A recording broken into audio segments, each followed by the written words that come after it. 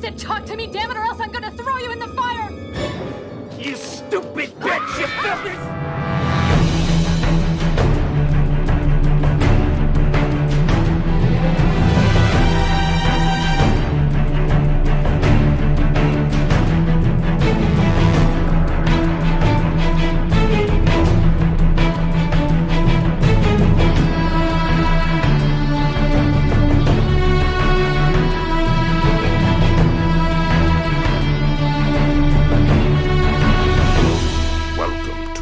Flyover State of Fear.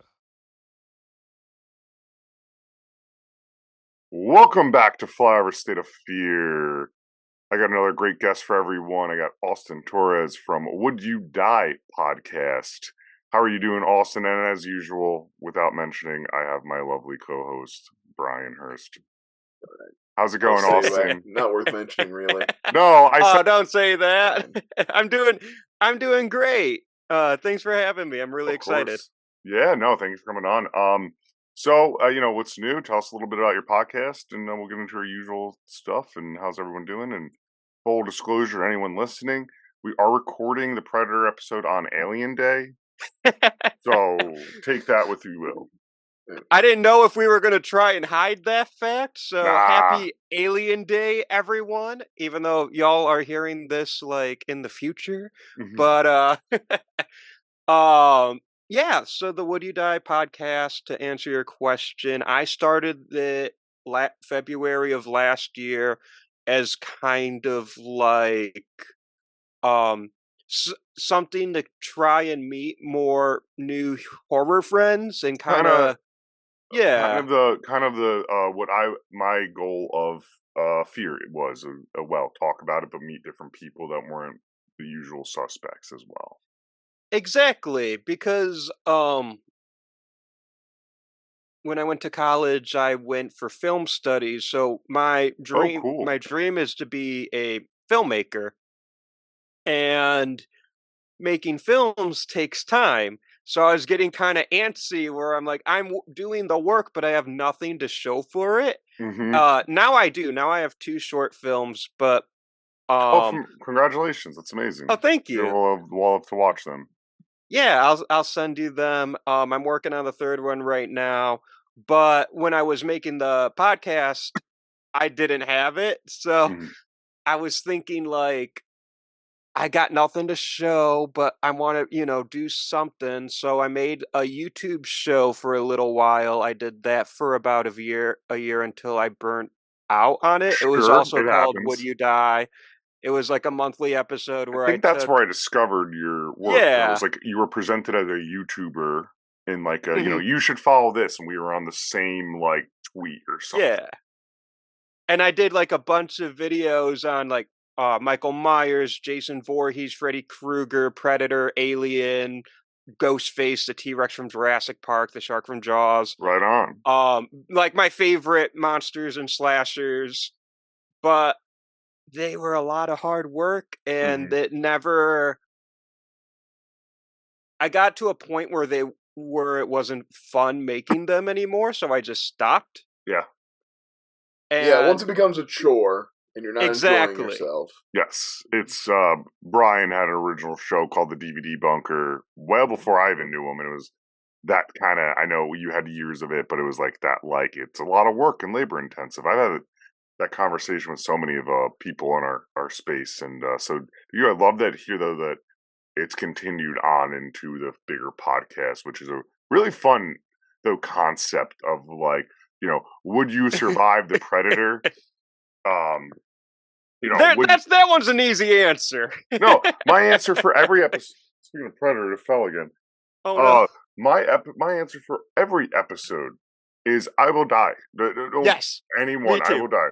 I think someone, because I was telling people, I have this guy coming on, and he's he has a podcast. Would you die? I remember I said someone was like, well, maybe Michael Myers, but like in the first movie, Supernatural. I'm like, nope, I'm still dead. I'm goofy. I'm gonna fall down.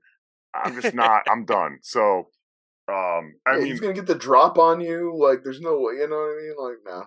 But yeah, and it's like, I'm sorry, was that? No, go on. Apologies. Well, I was just gonna say, like, and the ones you think you'd have a chance, I always feel like there's that magical bullshit where it's like, I think I mean, like, Nev Campbell's not the biggest person, and she's always kicking Ghostface's ass. So I think I could take Ghostface, but I know there's going to be some bullshit, like I'll get stuck in a garage door or something, or he'll get me off guard. or there's 2 or 3 Ghostfaces, and you just are double. You know what I mean?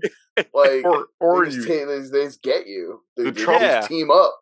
The trouble with fucking Ghostface is always that everyone that has ever faced a Ghostface goes, got one clean hit, let me drop it, let me pull the Laurie Strode, drop everything, right? Walk They away. never follow up. Like, so I'd be curious to hear what the survival, what if I would survive one, I don't know who I'd even think of to get close to, but also, has anyone ever? I was wondering, is it like one that surprised you that like you're like maybe you would, maybe there was this monster and craftiness you would like because I think that the biggest decoy one is always like Chucky, and that's like no, you're dead. I know enough chop player lore, you're dead.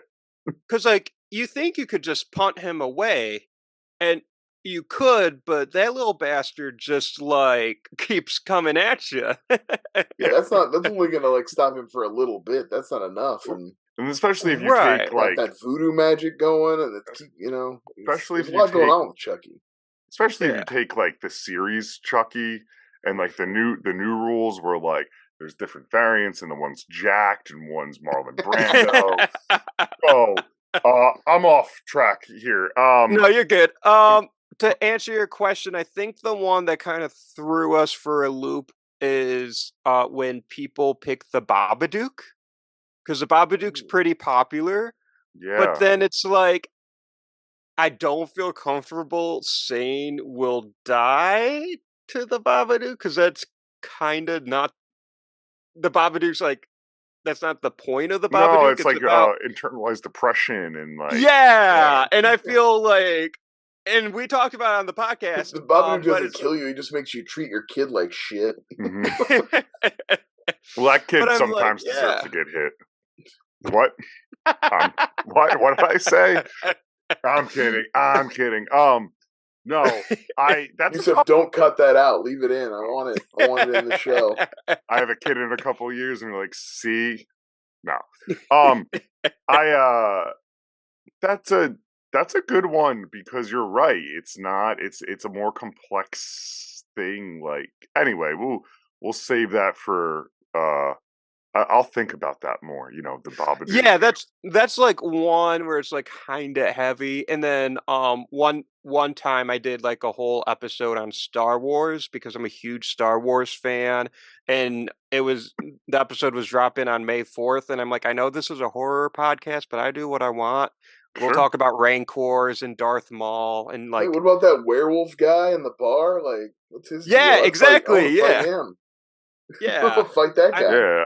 I mean, Christopher Lee and Peter Cushing are both in Star Wars, so there's like some horror connection. It's your own podcast. Christopher Lee with his fancy lightsaber holding, like, so fancy with that. and then blasting out some heavy metal like a year later. Right. I love that album. But having said that, on this show, we do ask, and you kind of, with your filmmaking background, kind of alluded to it.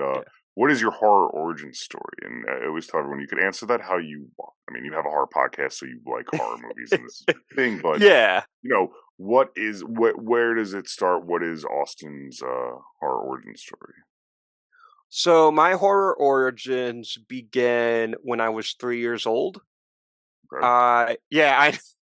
My grandma was watching me while my mom was at work, and I guess I don't remember this because I was 3, but I guess I got my hands on a VHS copy of Jurassic Park. Cool. And I went and I took it and I figured out the VHS player, and I just started watching Jurassic Park on my own. So my mom comes home, and I'm like a good chunk into the movie, and my mom's like, "Why the fuck is he watching Jurassic Park? He's 3. He's not even toilet trained yet." And my grandma's like, "Well, he figured out the VHS. I didn't want to discourage that behavior, you know." And it's pretty like loose and inviting of a movie. Like it gets intense scenes, but it's pretty like it's like a Jaws. I always say people classify Jaws as a horror movie.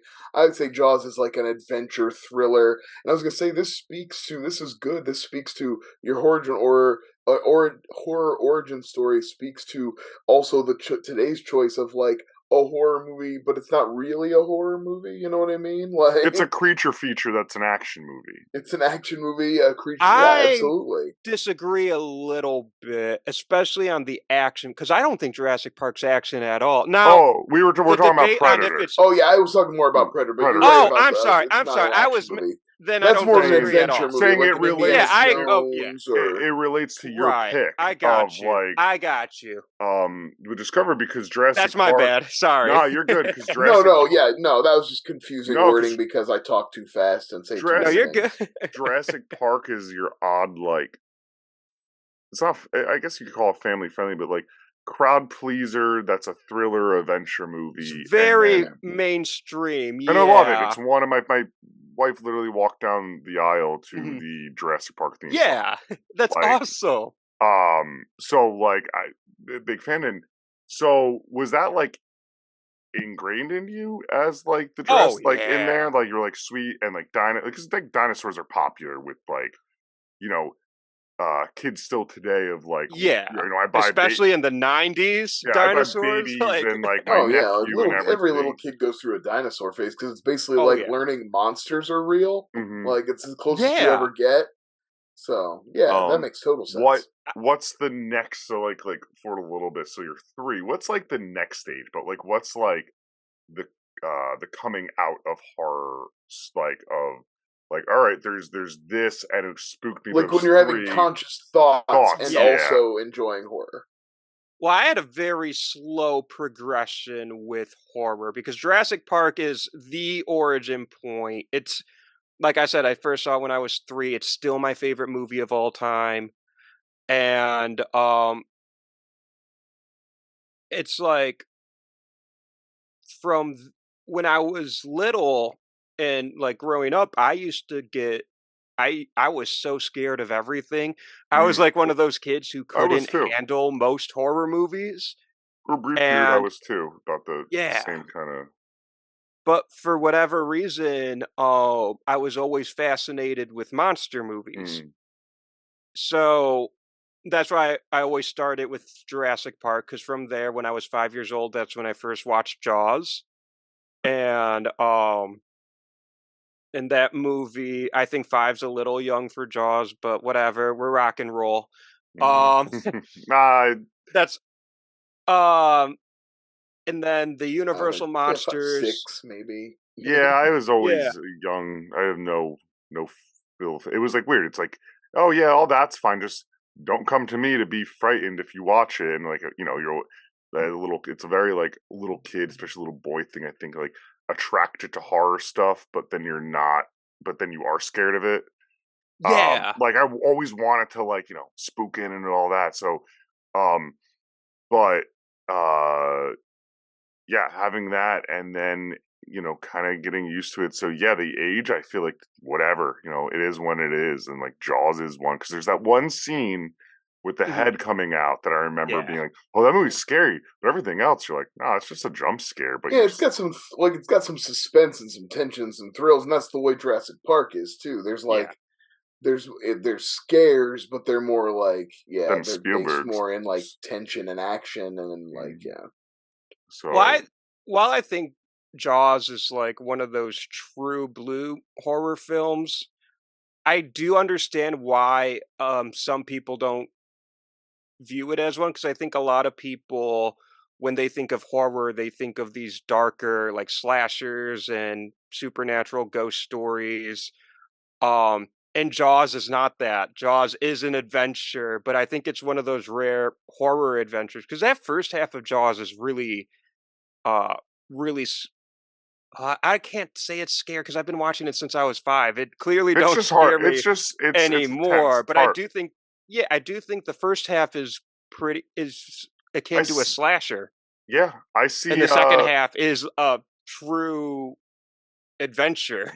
I watch Jaws every summer and Hmm. with different audiences. I set up I think Yeah. when we were like locked down, set up one in our like with family and backyard, and it still gets people. Oh, to jump in, and I remember I could hear my, so Yeah. it's there. It like, especially like a kid who's never seen it, they're gonna get. It's a horror movie. I think through and through. I'll classify it. Movies could be many things. That's great. And then I guess that everything just kind of like that it slowly snowball to then, all right, maybe introduce a little more than the Yeah, Spielberg because and from there, from Jaws, it took me a few years, but when I was 10, my mom showed me Alien for the first time. okay, now you're real, now you are cranking that up. Yeah, and so I had this slow, but you see the progression, like Jurassic Park, which is like probably the most accessible horror-ish movie you can get Uh-huh. into. Where it's like I get the debate with Jurassic Park, whether it's horror or not. For me, I always think of if I go to a horror convention, I wouldn't bat an eye if I saw Jurassic Park Sure. merch. I think the same of Godzilla, which Godzilla's kind of a huge thing for me as well. Um, and King Kong, like I said, I love monsters. you're a I'm a huge monster. creature monster fan, Yeah. yeah. But yeah, when I turned 10, my mom showed me Alien for the first time, and then I think in the same year, my grandpa showed me Predator for the first Okay. time. So the 1-2 punch of that got me huge into movies that actually like had edge. Sure. They do. Um Brian's has a how old's Harrison? 12? Yeah. How old was Harrison? And he's a little horror kid and I love him. Mhm. How old was Harrison when you showed him Alien? Oh, probably. I mean, I'm just curious because you said 10. I'm like, I that's probably yeah. I right mean, that probably age. around that age, like 9 or Yeah. 10. I know we definitely saw Jaws Because probably around like 6, and then we went and saw it because Yeah. by the time we was like 7, we were going to see it in the theater and I've stuff. had Nice. I've had talked to doing this question and talk to people and like they're like that's one that has been brought up where it's like, yeah, showed me in the chest burster scene, because it's the jump fucked me up and like, my dad was like, oh shit, maybe that was too soon. So that's great, man. And then I yeah, it's a slow rollout, and that's why I love hearing of the origin story of like why are you here talking to me, and this is part of it. Yeah. It's in your DNA. Speaking of that though, Predator. I think unless you want to add anything else to your origin stuff, I'm gonna jump right in. Um, I can I can just kind of lay out the journey Mhm. real quick, give you the cliff notes of the rest of it cuz for me that was like the halfway point Mm, because I'm so at 10 sorry. I still No, you're good, you're good. Cuz at 10 I still couldn't handle like movies like The Exorcist or Carrie. Carrie fucked me up when I was 6. I that movie scared me for a long time. The Amityville Horror scared me for a long time. I was so scared of Michael Myers Yeah, the Amityville Horror growing was up. one for Harrison too that he What really Yeah. scared him. what is it about?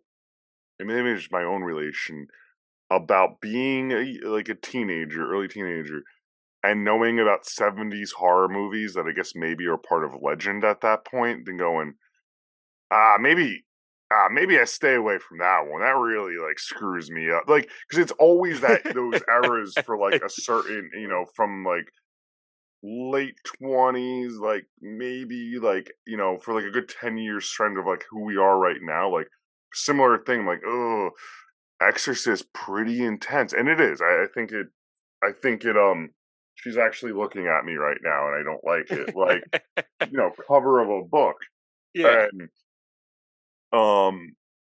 that's the one where like maybe I wait and I remember I did the same thing. I waited a long time, and I was burning through. But like, there's the Texas Chainsaw Massacre, fucking Rosemary's Baby, you said Carrie, and it's all that 70s kind of like, was it the New Hollywood? Yeah. Filmmakers. What is it about that? Because you just rattled those off of like, I was a little tepid about them, and I remember the same way of like, those were the ones that had the urban legends or the myth. Yeah, they were like, I mean, those were like the big hitters in the like some of the like the biggest mainstream horror movies of the 70s, and they just they had a reputation because they was like the new, movies were, I don't know, just more visceral. They had just changed the way they made them. They just felt more realistic, and less like a filmed stage play. Everything was just like much more personal and intense. And that's probably it. Because then there's people kind of get used to it. Yeah. Then there's the 80s and 90s, and there's like few in between that had that same mythos, but like almost always it's always reverted back to that decade. Anyway. Go on, Austin. No, you're good. You're good. I love talking about 70s horror because, like you said, Texas Chainsaw, Exorcist, Halloween, Alien, Jaws, a bunch we've already mentioned, Carrie, Dawn of the Dead. Like, we have to name Dawn of the Dead. I'm a huge fan of The Omen. I think The Omen. Yeah. I love the Omen trilogy. We covered the whole trilogy. Me and Brian, it was like before we adapted the new model, it was like, hey, come on and talk the trilogy again. But yeah.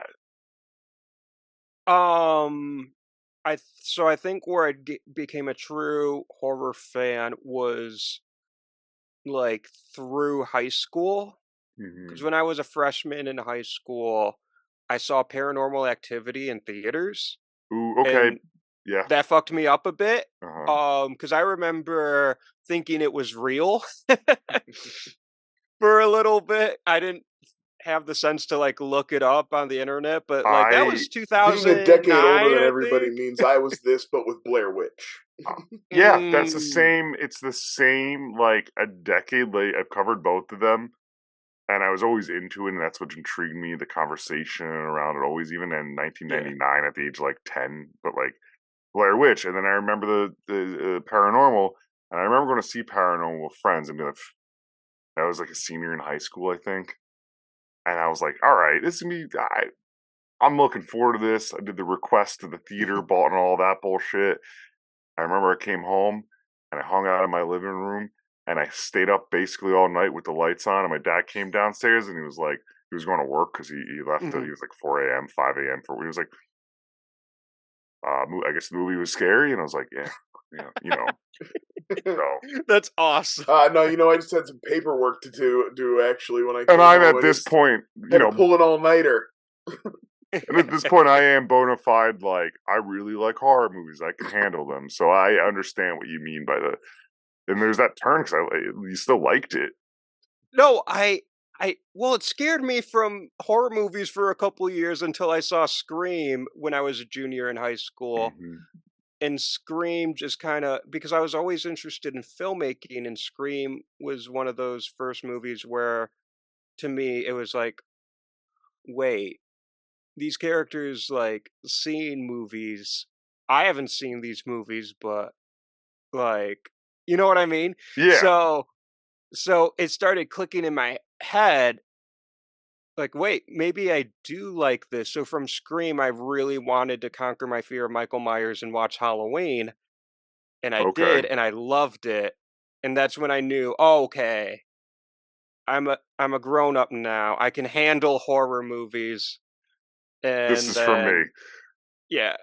Great. Exactly. And when I was in college, that's when I thought them. Oh my God, that was weird wording. That's where I like started watching Texas Chainsaw Massacre for the first time, the Evil Dead films, The Shining, like the true classics, some of the like harder classics like Audition. Oh, one of my favorites. Like one of my favorites. For sure. Train to Busan came out while I was still in college. I remember me and my all my roommates at the house, we all watched that and thought it was like the greatest. I still think Train to Busan it's fantastic. is a fantastic film. Oh, yeah. Sure. That's a good one. That's great, man. Yeah, that's a really cool progression of like where you get there, right? And it's all over. So awesome. We are though having said all that, and that is awesome. Talking about Predator today, and Yes. All-time fave. This movie unlocked a mini origin for me, I think. I was watching it last night and I realized that I've always loved movies that use that film shorthand of like when you got a group of characters and you're not going to waste a bunch of time like giving them all like complicated backstories. So like everything is communicated through like a couple of lines of dialogue and like the way they're dressed or their weapon of choice. And I realized that, like, this is the first movie that as a child, like, burned that into me. Like, obviously, it comes from things like Seven Samurai and Magnificent Seven and stuff like that. But, like, it burned that into me. And then, like, when I saw, like, the Blood Pack in Blade 2 or something like that, I would be like, yeah, I like that. Before we begin, again, I do always like to read the summary from just Google, and it's hit or miss. It's either pretty accurate, and I haven't read it yet, so I'm reading it blind, or it's pretty janky. So for the audience, Dutch, a soldier of fortune, is hired by the U.S. government to secretly rescue a group of politicians trapped in Guatemala. But when Dutch and his team, which includes weapons expert Blaine and CIA agent George, land in Central America. Is that George Dillon's name? George? It's yeah. Is it George Dillon? I think so. Oh, okay. I didn't know that. Yeah. And something gravely is wrong. After finding a string of dead bodies, the crew discovers they are being hunted by a brutal creature with superhuman strength and the ability to disappear into its surroundings. That is one of the better summaries I have read of a movie. Yeah, why they call Carl Weathers George and not Dylan. Yeah, I've never heard him referred to as George before. But I went back, and these are type of movies too. I'm always very curious to see how they were. What was the trailer like? Because it's Arnold, right? This is an Arnold movie. 80s trailer, so it probably gave away the whole movie, I imagine. Yeah, for the yeah, it does. It is beat for beat almost. Like literally, probably ends with him like screaming with the torch, like basically showing you the last fight of the movie. Yes. On the cliff. Think of the last shot's like more of like him on the cliff. Okay, with the torch. They show the first one of their crew getting murdered to be like, we gotta fight this thing. Not. Anyway, it was very interesting to watch because you're right, it does give it away, and it's like it's just Schwarzenegger, the Predator. Because I'm like, how do you it's? Well, I mean, this is like what he had. He's Terminator 84. He's like he's in his hottest hot streak right now. Yeah, like, I mean, Commando's 86, so he's coming hot off of that. Yeah, this movie's 87, so this is like Arnold a few years before he decides, let's change it up and do comedies. Yeah. Or mixed with their action movies. Austin, can you start? Can you give me your best Dylan, you son of a bitch, in Arnold impression? Oh my god, it's gonna be horrible. That's why we talk about Arnold. You son of a bitch! Yeah, it was so bad. That's good, Brian. No, you don't have to. I'm your guest. You don't have to lie to me. What's the matter, Dylan? The CIA got you pushing too many pencils? Dylan, so good, you son of a bitch. All right, so we're all pretty mid on it. Hold on, bad to mid. I gotta show you guys something real quick. Oh, wait. I don't think wait. I have it. All right. Oh, that fucking rules. You son of a bitch. I love it. That rules. And this has become one of the most like memeable like photos of all time. Too. Yeah, I'm glad you showed that. You know what? Underrated how ripped Carl Weathers is. Like that arm, like he goes palm to palm with Arnold, and he matches right up. It does not look out of place. Yeah, good for Carl Weathers. It was Apollo Creed, bitch. Yeah, covering fun facts around here. Like, it was straight up. I like that you mentioned that because I mean this is probably the most like hyper this is the most dude movie of all time. And it's like the most hyper masculine, like not just movie but like set to begin with. And to the point where I think it was I have it I thought I read it. I put down only a few like fun facts. You talking about Billy, Sonny Lanham? That dude's a fucking crazy person. No, I think it was I think it was either Jesse Ventura or something. Yeah, there was Jesse Ventura who was like, "All right, well, let's measure our biceps on set," because they would all work out before. And like, of course, you got to get a pump. I got to get a pump before we go on set. And all the time I am pumping. And you bring up Carl Weathers like being on par with the muscular. Like Arnold's was 3 inches bigger than Jesse Ventura's when they met. Like it was a bit. I don't know if it's in diameter, height. Yeah, they do the diameter. Yeah, but like Arnold flew out a full gym, like a full state of the art gym, to Mexico where they filmed, which. Sure. It probably wasn't as accessible because it basically were filmed in the jungle to have the full gym and make it easy. So he flew out the state of the art equipment gym and would work out for an hour and a half before each day of film. Hey, you don't be Mr. Universe 7 times by slacking off, man. Yeah, and they, and they like, encourage people like.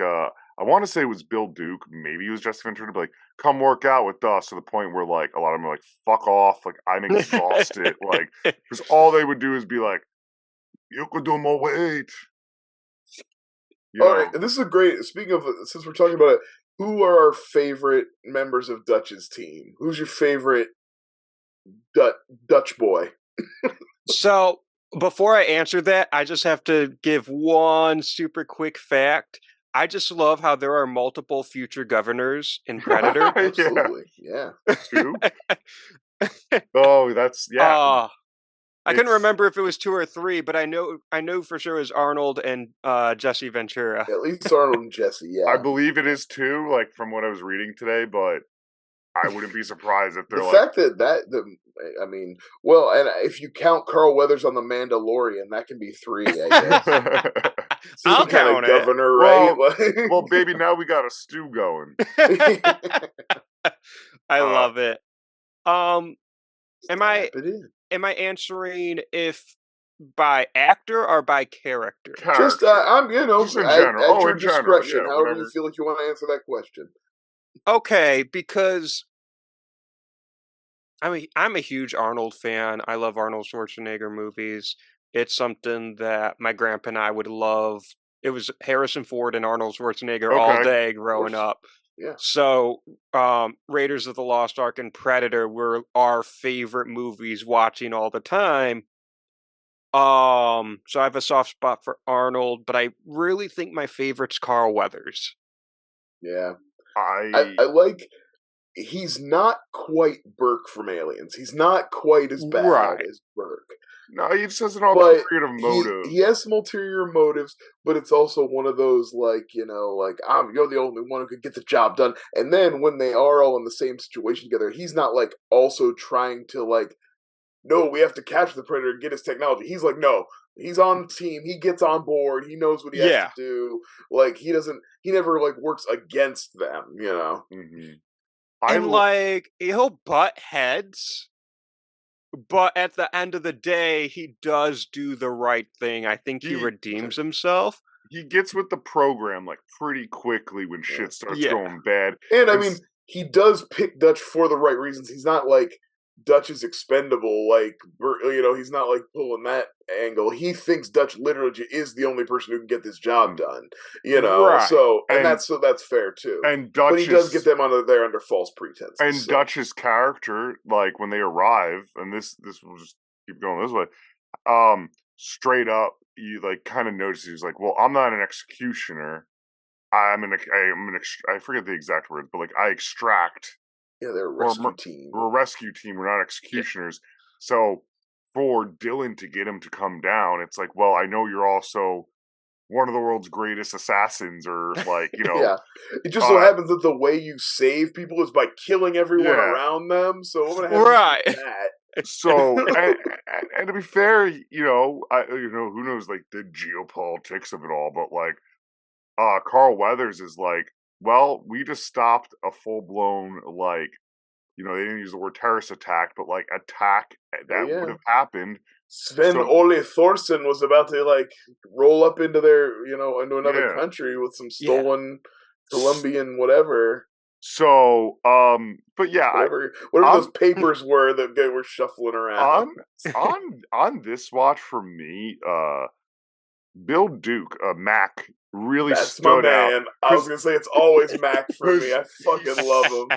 It's the subtleness of like, and this was not a subtle movie.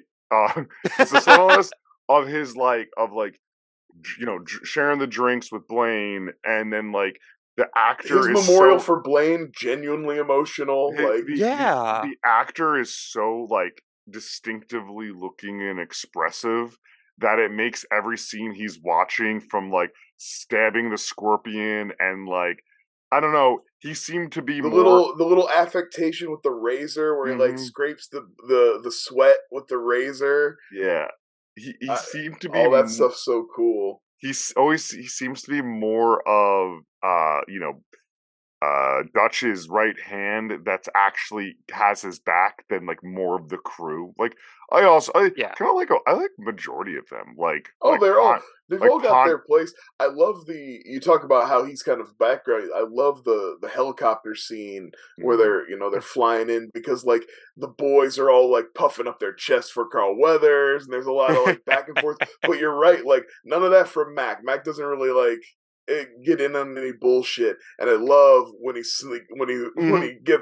busts Carl Weathers in the woods, and he's like,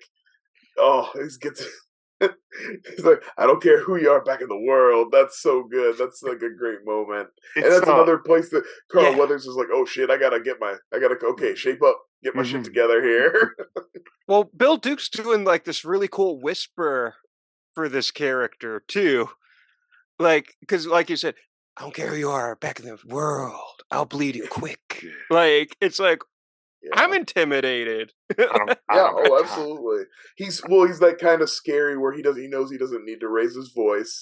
He knows, like, he means business. He's badass. He doesn't need to do much. Like, he just then his other half, Blaine, is the opposite.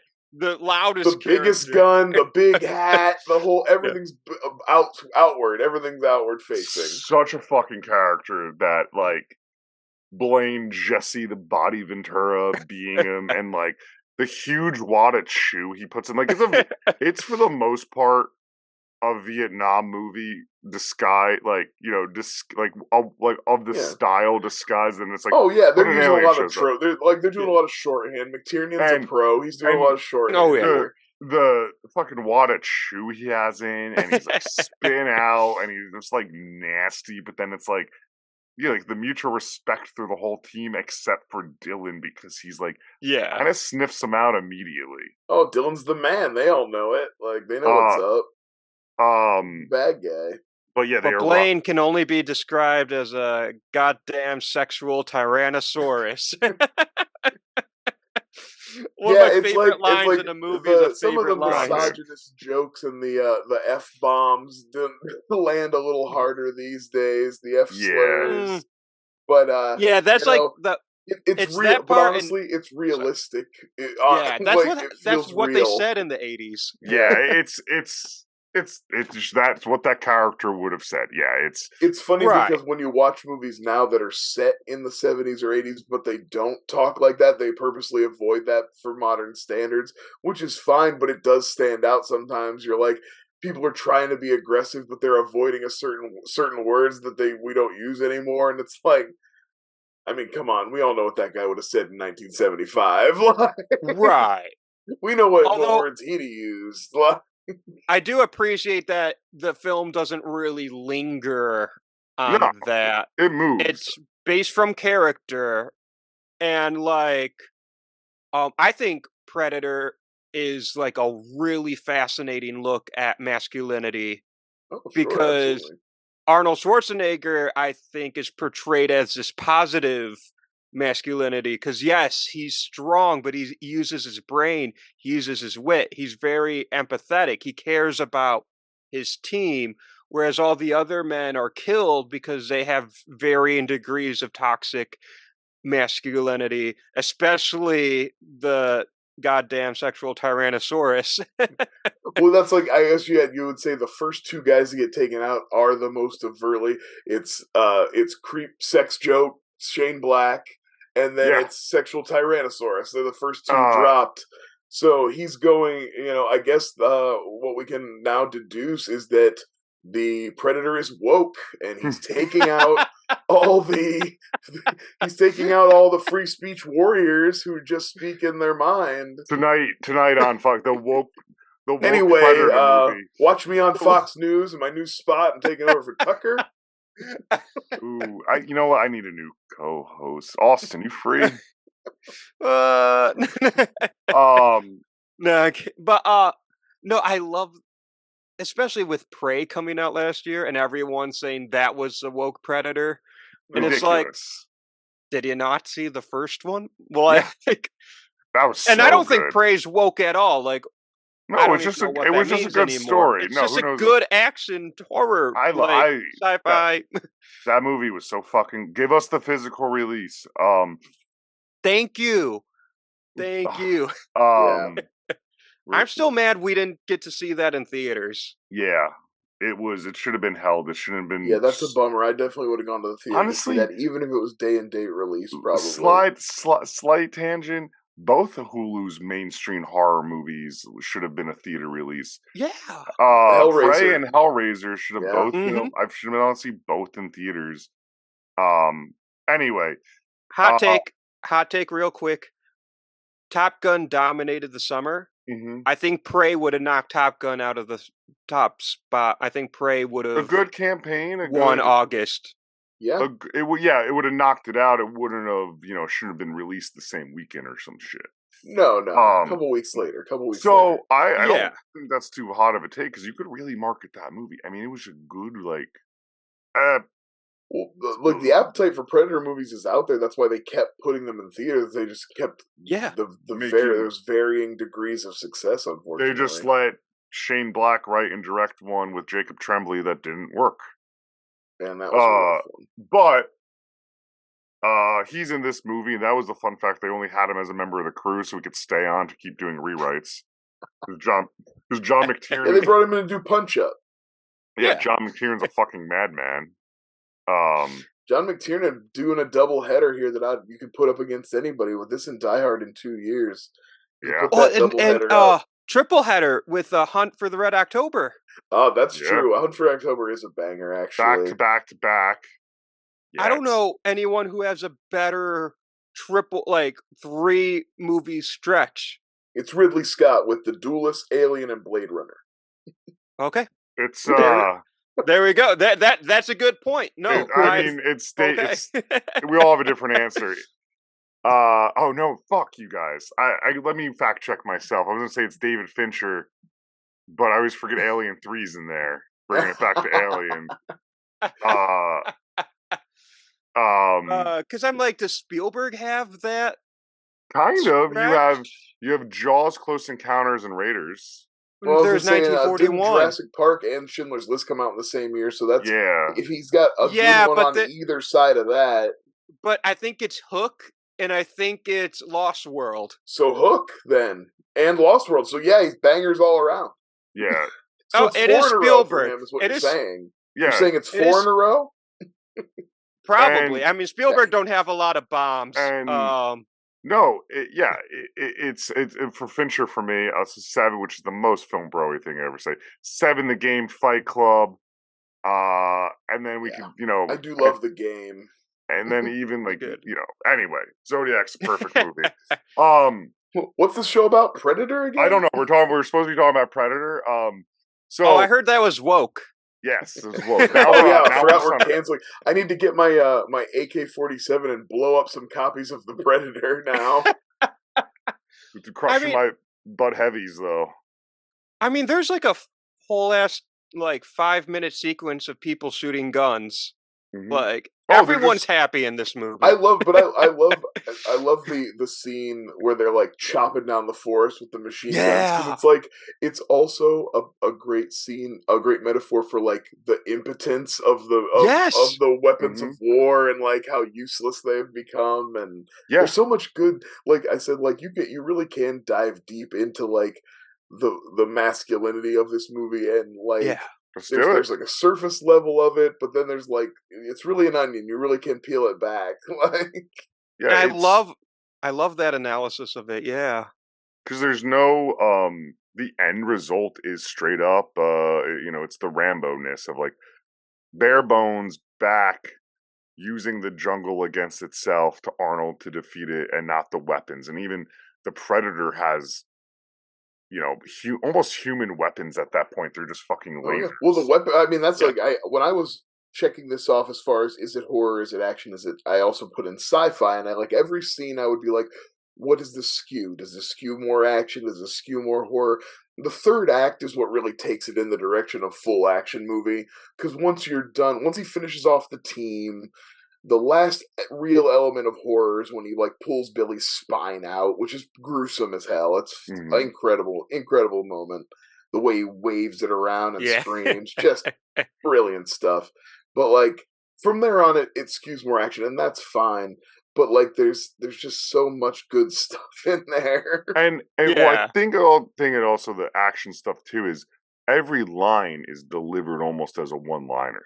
There's no not just quotable. Everyone's speaking in hyperbole and one-liners and. Well, yeah, I feel like McTiernan specifically does that scene where they take the camp, and it's supposed to be like a condensed version of like a Rambo movie. It's like so it's got all the explosions in one scene. It's got all the quips in one scene. He's like we do that, we establish it, and I guess I was thinking about it today as like, do you think that's probably where his team, the Predator, was clearly hovering around. He'd taken out Hopper.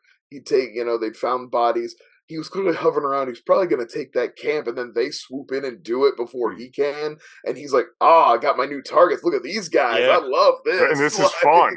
Because he also's probably never been hit before, too. Like, when they mowed down, just for anyone listening, they real quick, so they get to the camp. We got explosions and blood squibs everywhere. Everyone's dead, and this is where we find, ulterior motive from Carl Billy. Weathers' true motive revealed.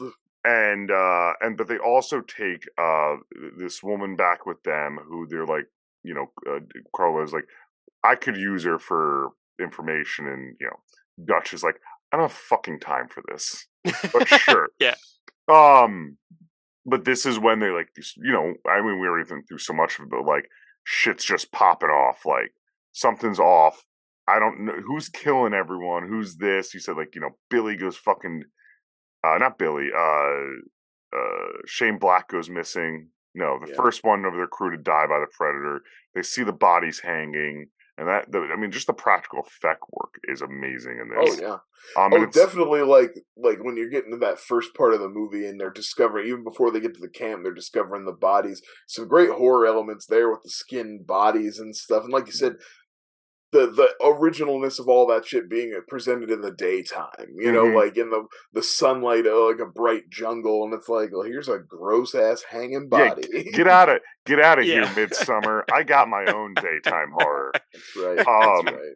But that's a good triple feature of daytime horror: is Predator, Jaws, and Midsummer. Hell yeah, sure, I like that one. I'd throw the Wicker Man in there too. That's a good symphony, I think, for your marathons. They're all different.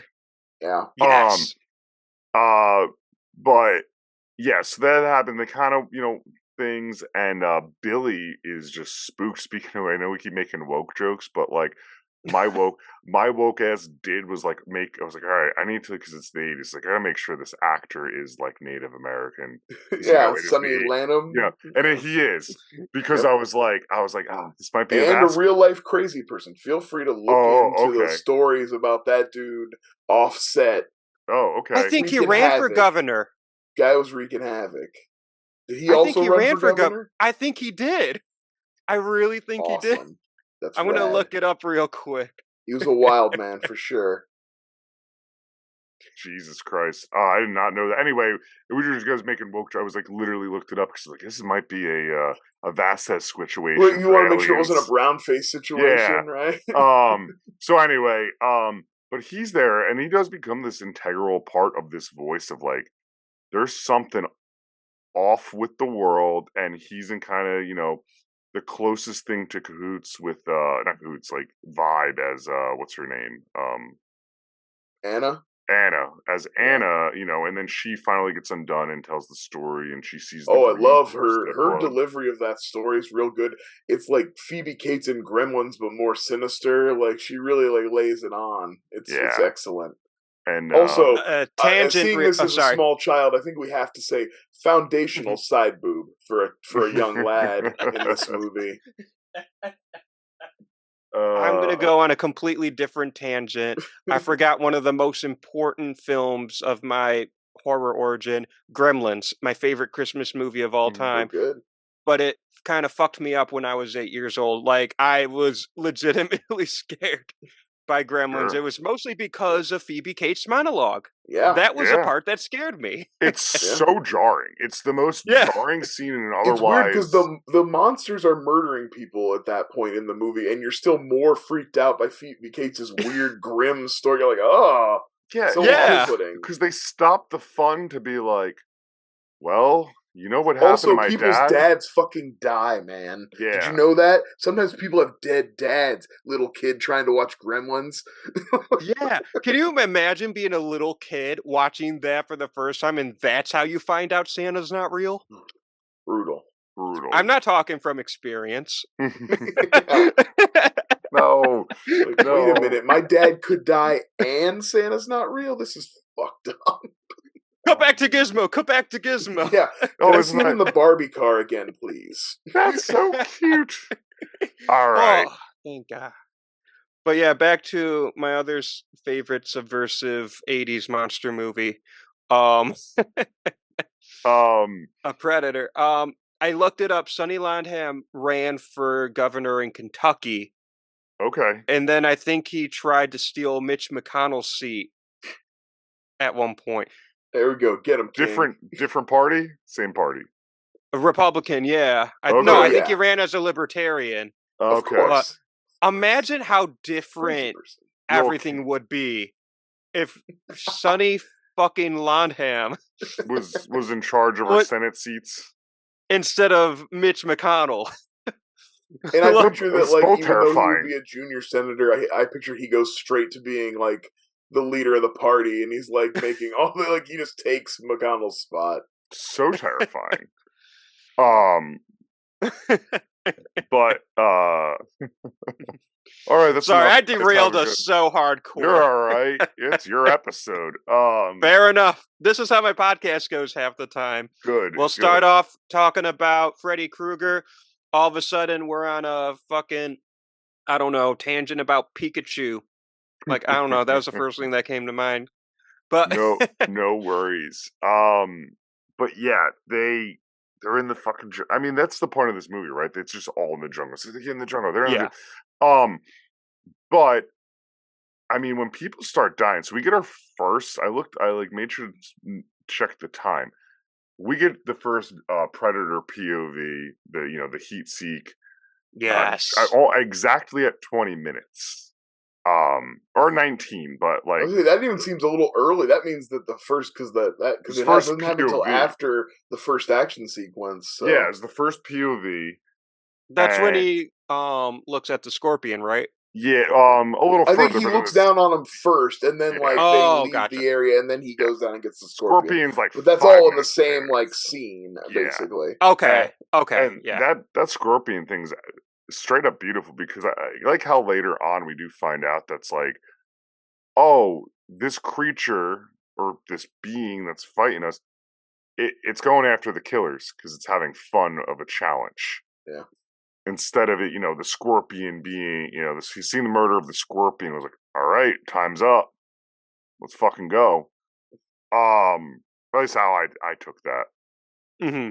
Well, it's like you have in Prey, they get into it a little bit when he first comes down. He's like testing out all different sorts of predator, like of dangerous animals. He's like a snake, a wolf, a bear. Like whatever kills on this planet, I'm gonna kill it. Like, my speaking of a snake, my brain's so fucking warped, like internet warped, that there's that long shot of the snake. I think when like Arnold's walking through, and I just audibly went, no one's around. I went, I'm a snake. That like famous. And I wrote the note. And bolded it. Like my brain's just warped with garbage.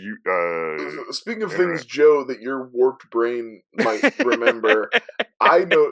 I was thinking. You see the Predator camouflage, but then he does the eye glowing thing, right? Yeah. And the only thing I can ever think of when I see that eye glowing effect is the dog from the Goosebumps intro. Oh, yes.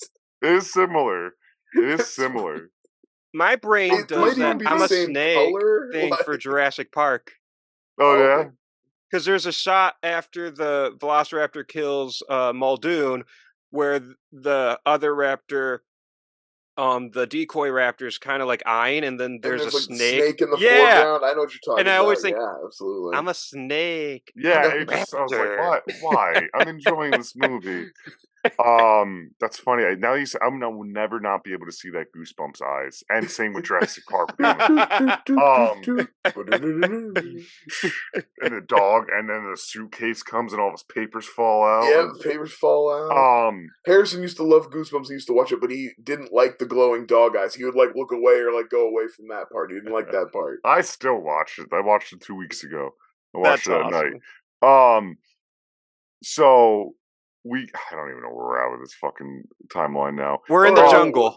Predator's tracking them. He kills Shane Black first. Oh, yes. That's where I want to get to. Disappears his body. They nothing left but like blood goop. They don't really even have a corpse. And it's kind of seen what was happened, but not really. So everyone's shaken up and they're like, Anna, like, what did you do? And they're like, she didn't do anything. Yeah. Like, why didn't she? Because she didn't run. Dutch, the voice of reason, was like, she didn't run away. Like, we're not just murdering her now. Because remember, he's on the surface a good guy. We're not just going to murder them. But yeah, so that's fun. And then that's where I think I like Bill Duke's character the best too. Is like I keep thinking he's going to die early. Just for like they keep setting him up in this situation to be the guy to set up, but really then it's I think Jesse Ventura. Yeah, he gets Blaine first, and like I don't know what it shoots Blaine with that explodes his chest like that. It's not even. I don't think it's one of those because he hits him with an energy blast in the shoulder, kind of like he does with Arnold later. But that doesn't seem to be enough to stop him. And then whatever he shoots him, like burrows through him and like sprays out the front. It's not even like an energy weapon. It's like he shot him with a drill bit. It's cool. It's just cool. I think some of it is just cool. Yeah. Well, that's what I'm saying. I'm always interested in what the Predator's different weapons are. So like that one just always intrigued me because it's one of the few that like you don't quite know what exactly it is.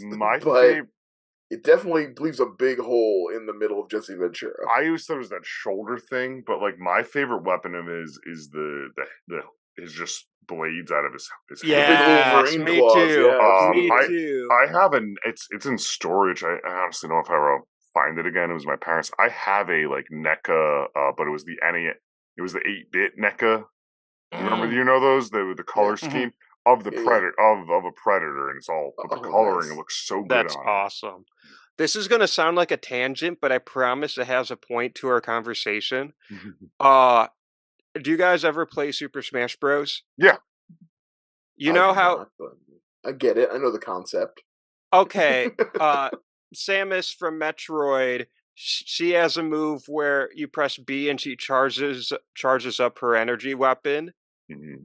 And if you like charge it up a little bit, it just does like a little glance. If you charge it up big, it just annihilates. Okay. All right. I always thought the Predator shoulder cannon was like that. So I thought he like charged it up, sniped Jesse Ventura from behind. Or maybe it's like more of like a glancing blow, like when it hits Arnold on the shoulder, it doesn't. Yeah, like if it hits him square, it takes Carl Weathers' arm clean off. If it Austin, hits square, I think you're right. I think there's probably some sort of charge there, like Samus. Okay. Or it could be a multitude of different things, and that's the beauty of science fiction is we could just make it the fuck up sometimes.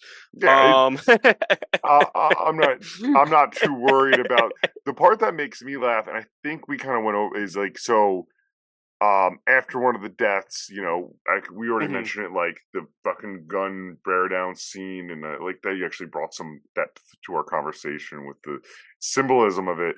But he does get nicked.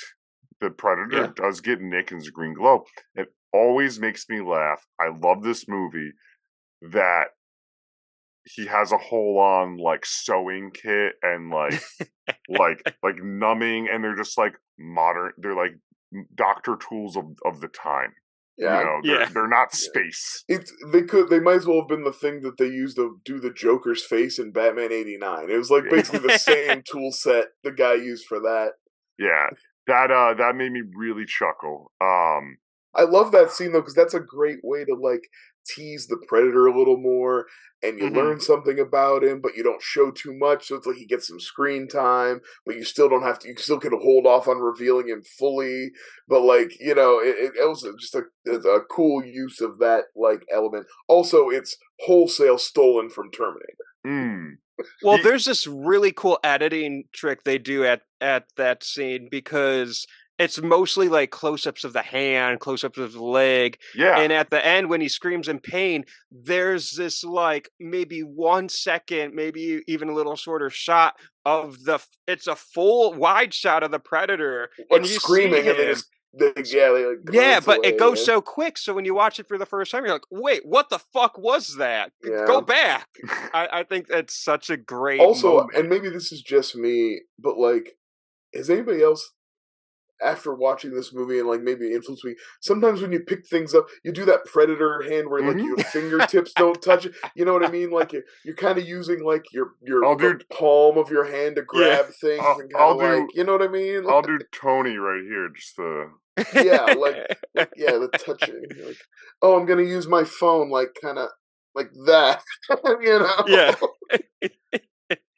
Yeah, I've done it. It's very the way the movements of that way. It's very like maybe it's the point of the acting of it, like witch-like, like classic. Well, I think what it is the claws. He's like working around the claws, having sharp claws. The costume in the suit also wasn't functional. I mean, so originally like they most movie effects, it only looks good in the shot that you see it in, and everything else about it is falling apart at any given moment. They originally wanted Van Damme was signed on to be the man in the suit. We've all seen the silly footage of the orange guy running, like the orange like chroma key suit running through the forest. And then he bailed out, and then I wish I had written the actor's name down. I did not. But I think it's Peter Hall. Kevin Peter Hall. And it was a fully functioning suit, though, but it weighed 200 pounds. Yeah. Peter Hall is a 7-foot ballet dancer, martial arts expert. Very tall, very live. Very live, very, like, could do it, but makes sense. And I love that, Austin, you mentioned earlier, like, we've talked a lot about Jaws on this podcast. It is a Jaws reveal. It's just the ending when we truly see what this creature looks like. Even with the armor isn't as clear as what we get to see with it when it's out of the armor and that sprawls out and it's green on him. Oh, I mean, we're getting into it. We can talk because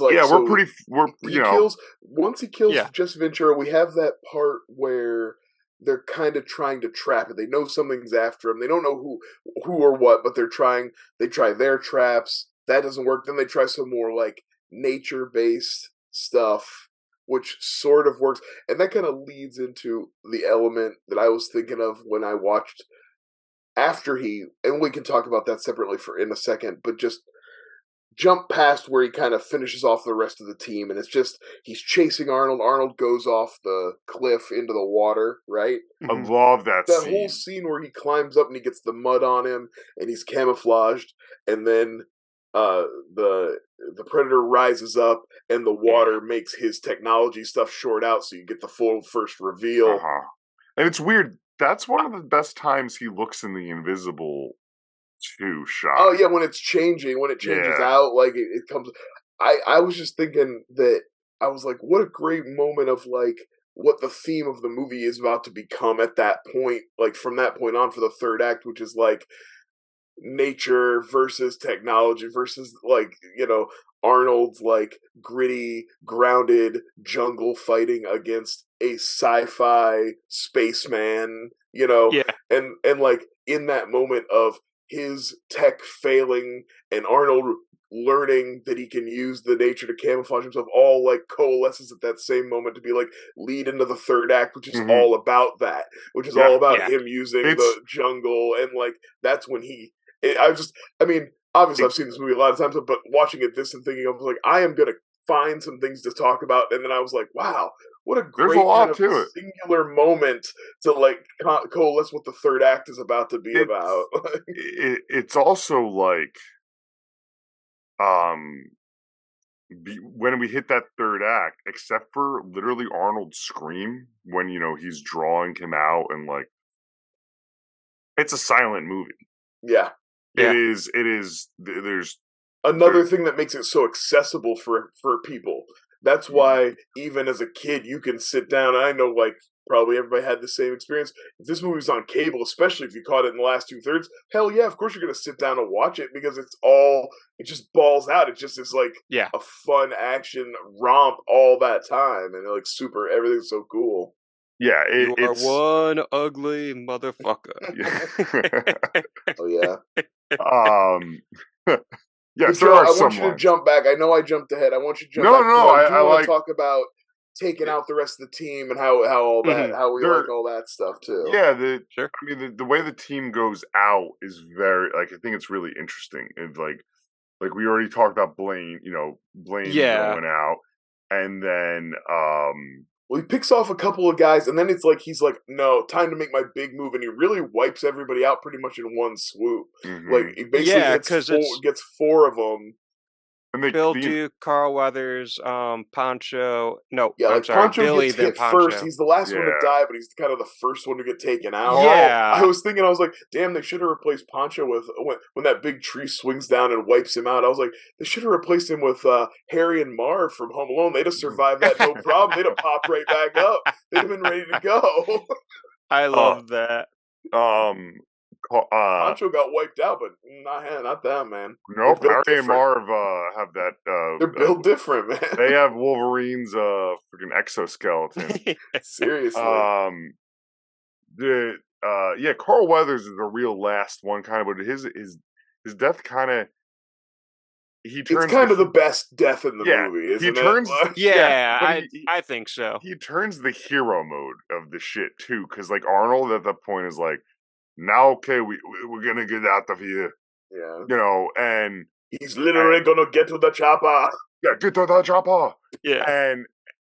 And Carl Weathers is the one like, nah, I'm going back. I gotta get this, you know, I gotta basically resave the day, because now he's gonna redeem himself, right? Because he was a prick. He's gonna go back and do the right thing. Yeah. We could have all been on the chopper. So yeah, and you kind of mentioned Carl Weathers' death a little, just the gruesomeness of it a little earlier in this episode. It's always been like my favorite one. And it really comes down to the Mortal Kombat death. The way the arm hits the ground. That's such a realistic looking prop. First of all, the way the arm hits the ground, the way the muscle moves when it, like the kind of jiggle of it, and the fact that it's still shooting. That's such a visceral image. The fact that like even after it comes off, the muscle is still tense, and he's just it's just firing off. There's something, and it's slow motion. Yeah. And I think it speaks to the thing we were talking about earlier too, which is like how useless these weapons of war really end up being for them. Like, not only is he disarmed, he's literally disarmed. He's disarmed. Incredible effect hiding Truly. his, like, he must have no his more arm bare behind arms. him, and the way they film it perfectly, he turns. They just always film it in such a way that you're never taken out of the reality of the effect, like, because he's in a vest. He's basically shirtless under a vest. Oh, and he gets his arm taken off. So that's a pretty solid effect to attempt. This movie walked so the Fast and the Furious movies could run without sleeves, without just muscly arms and sleeves. Like, this movie is the template. But we can't gloss over the fact that, I mean, I think Carl Weathers' death is my favorite in the movie, but 30 seconds before, Bill Duke's head explodes. We get an exploding head, and we're talking about the death after. And I mean, that's how you know it's a good death. Scanners explodes, really gruesome stuff. It's so good. Real gory. Explodes so that shit, and then I also love that the Predator's target, laser target is. I always love that it was 3 dots. Oh, right. Yeah. That's when we first see on Bill Duke, and then just a great visual. Like, it's one of those things that they probably chose in kind of an offhanded way, but it's become so iconic, and it's such a cool design. Well, Austin and Brian, you would know more than me because you're just bigger fans of this. Do we have an actual name for the Predator, or is it just a predator? Like, how we the alien. The is species has a name. It starts with it's like Yautja or something, or a Y. I was just wondering. Y, yeah. I think it's pronounced Yautja. I know it's spelled like Yautja.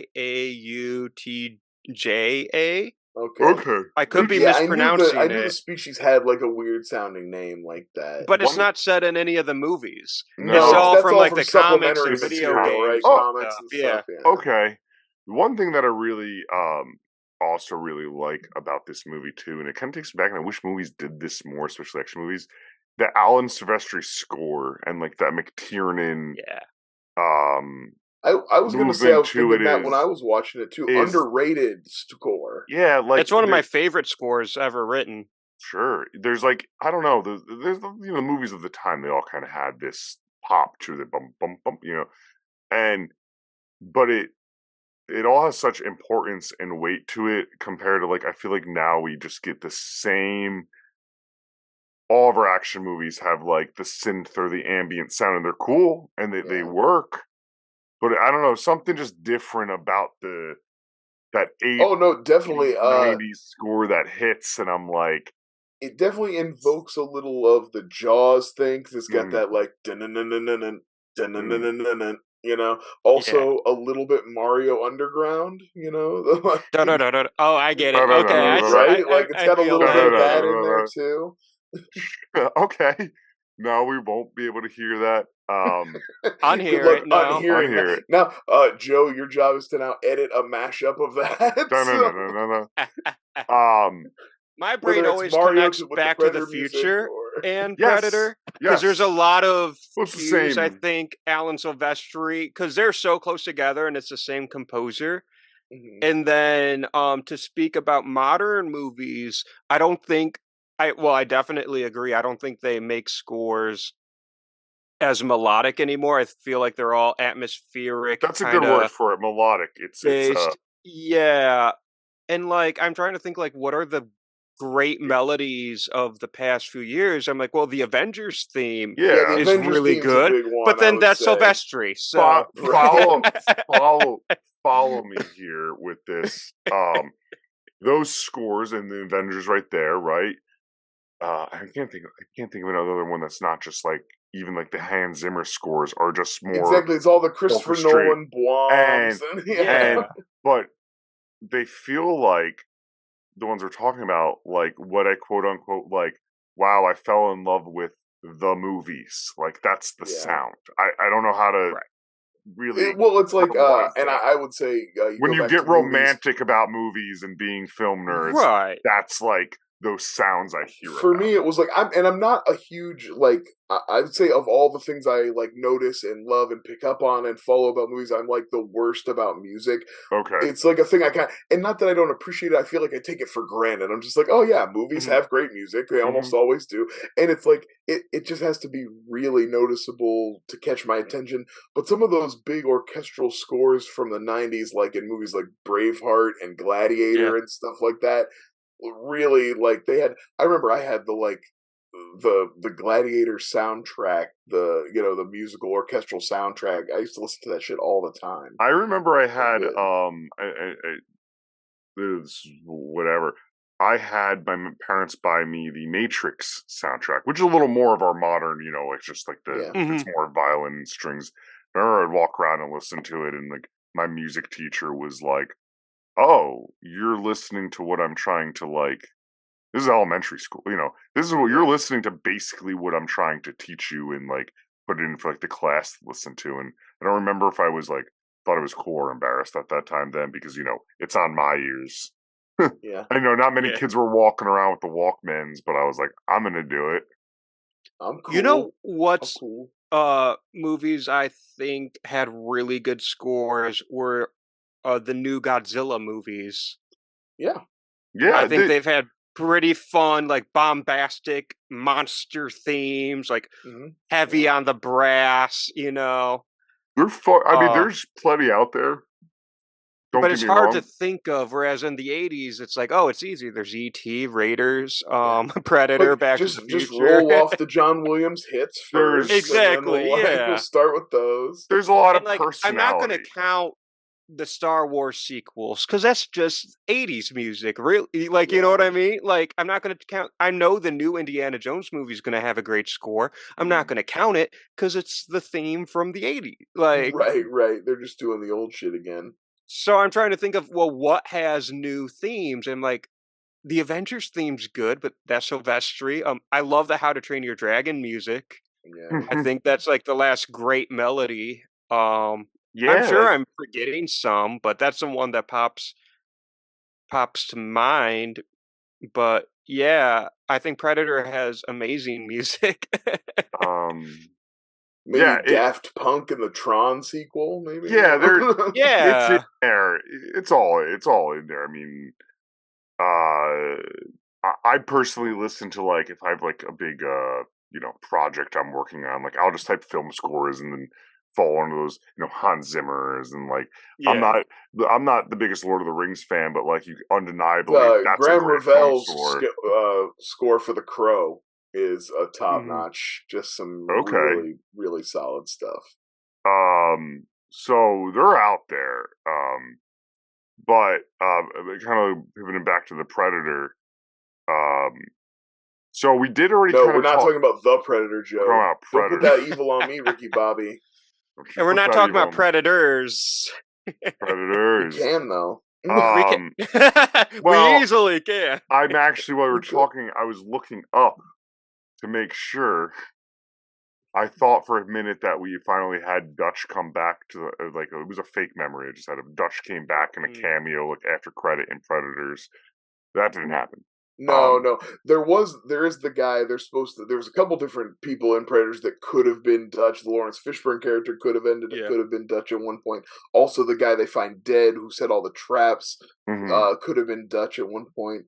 Gotcha. And I think Dutch does pop up in some of the comics. I'm sure he does. Older comics though, like not newer. I'm sure he does. That would be nice. They might have given him a robot arm. I don't know. That'd be fucking cool. But I know we kind of went through our silent, ending, and one kind of note there I want to is in that moment I do love the Predator holding the skull in like a Shakespearean sense. Yeah, literally. Billy's skull, I think. Yeah. And it just rules. But he's holding it like, it's like that famous. Like, can we talk about Billy's death for a little bit? Yeah, sure, because I think it's my favorite scene in the movie because it's so dramatic, and the score is a huge part of. Like we were just talking about the music, the score is like the best part because it's like this really intense, like all leading up to that scream. It all builds and builds to his big scream. Yeah. Well, Billy, he's getting pumped, right? He goes and takes a machete across his chest and is super manly. And anyone who has seen a movie before, it's like, oh, this is gonna be the best fight of the movie. This is gonna be epic. And we don't see any of it because the Predator takes out Billy like off instantly. screen. One scream. That's it. I like that. That's one of those focal points of the movie, like we talked about. It's like a very hyper specific moment that represents what the whole movie is, which is like whatever you think you are, or you think you're tough, or you think you stand all these like all your machismo, all your whatever that your baggage that doesn't matter anymore. It's out the window. Like it's all useless. Exactly. It's I mean, the joke of the movie literally was based. The movie was made because someone joked about Rocky IV and he's going to go fight an alien.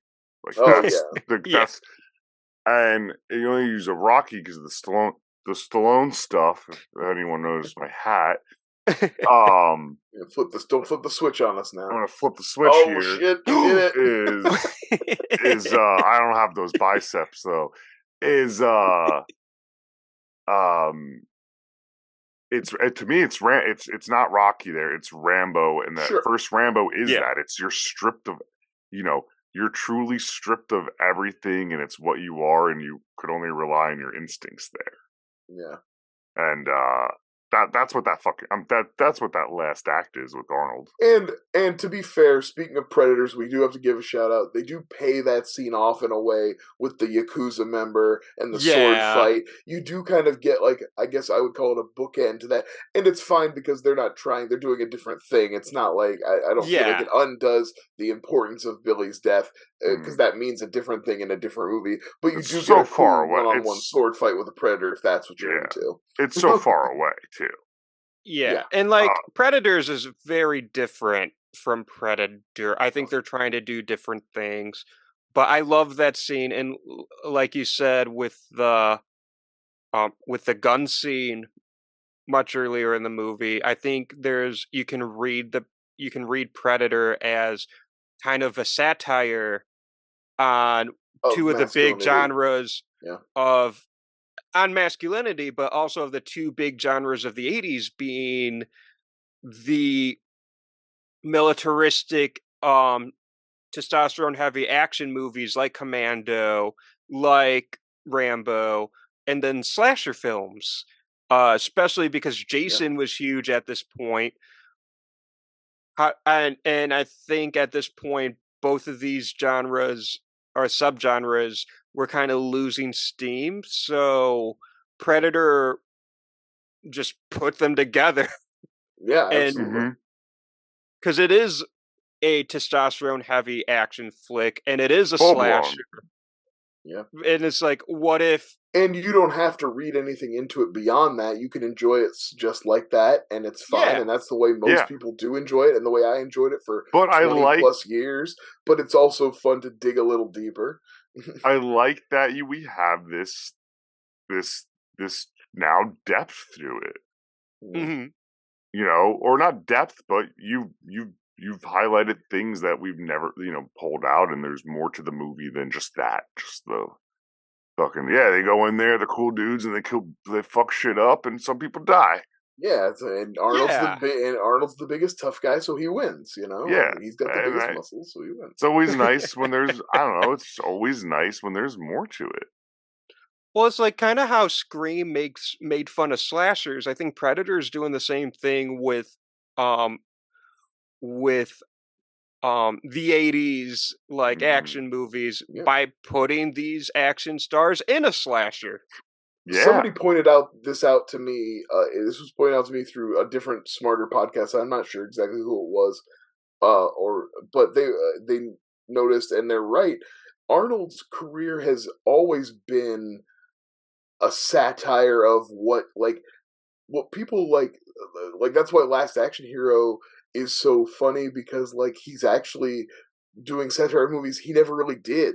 Like, Arnold never really did the kind of movies. He always made the alt version of the kind of movies that they're thinking of. You know what I mean? Like, he didn't make Rambo, he made Predator. And even Commando is more like a parody of Rambo than it is a real action movie. Commando is my Arnold action movie of the of that time that I think of. He didn't do conventional. He went off and did weird shit like Total Recall and the Running I was about to say Total Recall. Like, yeah, you're right. And so Arnold was always doing more subversive, and Sly was always doing a more straightforward kind of like down the line. If you listen to Arnold talk almost about anything too, he was so much always, even at that age, self-fucking aware. Even even doing his like first movie, which is almost unwatchable, Hercules in New York, like the young pumping Iron Man is more self-aware of like where his goal is. Well, he's super smart. Like, he knew you don't get that level of success without without having a brain. And like our most successful like movie star, at least to a point in time, is a foreign man with a very heavy accent that's unique on itself. It's not a man with just a normal, but like a British accent, or it's distinctive. So good for Arnold is my point at the end of that. I guess my point here is good for you. He actually stopped. He stopped filming. They took a brief pause for him to go marry, Maria Shriver. So the production was halted for like a minute, and it came right back. And he did say at the time too, and I think for a couple years after, like, this was the most grueling from a stunt perspective movie to do, because they filmed in real jungle too. They filmed in a real jungle in Mexico. So he's like, I had to do laps in cold, like that waterfall scene. He's like, fell down a waterfall. He did that stunt, and he's like, and then I swam laps in the cold water. Like, it's a tough set for something that shouldn't be. Kind of more of the fun facts. I know we're gonna get into the end of everything with that. Is it's interesting. This movie was nominated for an Oscar for, I believe, special effects, but not makeup, because they didn't. The Academy was confused because it was so technically advanced with the hybrid of. They didn't know that the Predator was a suit. They thought maybe it was a digital effect. The digital effect of the camo. The camo. And it lost out to something called, maybe Brian, you would know, Inner Space. Or special effects. I'm not familiar. Inner Space is a comedy with Dennis Quaid, where I think they go inside Martin Short. Oh, okay. It's one of those like shrink down in a little spaceship and fly into a person movies. And same year, Harry and the Hendersons, which uses the same. That's the same actor. Same also. Same everything almost. Gets the nomination and win for makeup, which I thought was really interesting. But Predator Harry is an incredible looking creature, though, to be fair. I mean, that's not undeserving, so I'm okay with that. I'm okay with it. I can respect it. I got a question for you guys. If you could give, not including visual effects or makeup, because obviously, but if you can give an Academy Award to Predator, what would you give it to? And if you say Best Picture, like, I respect it. Because honestly, same. But I have a specific answer other than Best Picture. I want to give a thoughtful answer with this one. So, I don't know. There are like things in it that really stand out. I'm gonna say it would be effects. I think the squib work, the bodies, the craftsmen. I mean, that's more of a go-to, like a more go-to. If I had to give one of like the main few, we talked about earlier, it would be score. Like one of the big five. One of the big five, it would be score. I don't know if that were kind of the big five. Yeah, I can see that. I like it. Score. Sorry. Oh no, I could rattle like original screenplay possibly. Well, I was gonna say, like, for me, and I'm trying to remember what came out that year. Because I think that would have been super heavy competition. I don't think this film got nominated, but like RoboCop has an amazing screenplay. Yeah. I know that's 87. I think Full Metal Jacket's 87. Which is like, but I don't know what got nominated for screenplay that year, but I really think Predator is such a subversive movie, and I think it comes from the script. I mean, you could give it to director John McTiernan's directing, but like, I'm giving it to Bill Duke, Best Supporting Actor. Perfect. Oh, I love that. I love that. That's yeah. And can you imagine during the ceremony and they play the monologue of him talking about him and Blaine, me and you walking out, not a scratch. And then he walks down to acceptance. Yeah. All right, that is our best. Where the fuck doesn't give me best picture right away? That's what we come here for. I'm sorry, guys. You guys are having a nice best picture. It's jammed on the Academy site in the middle. Last Emperor, Broadcast News, Fatal Attraction, Hope and Glory, and Moonstruck. I think we could put Predator in here. Yeah, or at the very least, Evil Dead 2. I mean, like, for music, that's original song. That doesn't fucking count.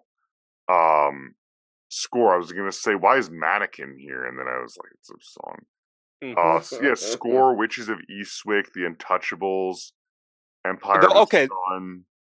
So, I think that's 2 John Williams scores in there already. So, yeah, it's all there, but yeah, visual effects is literally Interspace and Predator, no one else. RoboCop did win for sound effects editing. It was a special achievement award at that time. I think that's deserving. Sound, Lethal Weapon.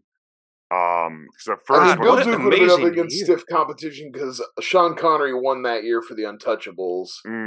And he had Albert Brooks in Broadcast News, Morgan Freeman for Street Smart, which I'm not familiar with. Vincent Gardenia and Denzel were both up too. That'd have been a tough. Street Smarts, that John Mulaney bit. Street Smarts. All right, back on track.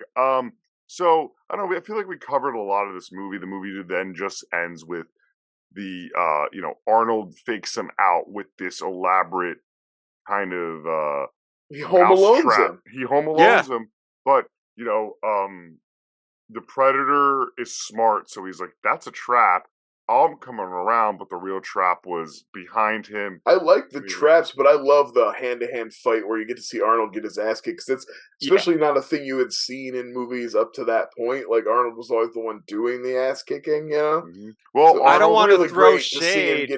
Just get handled. Arnold's not Vin Diesel or The Rock. He's going to let himself lose a fight.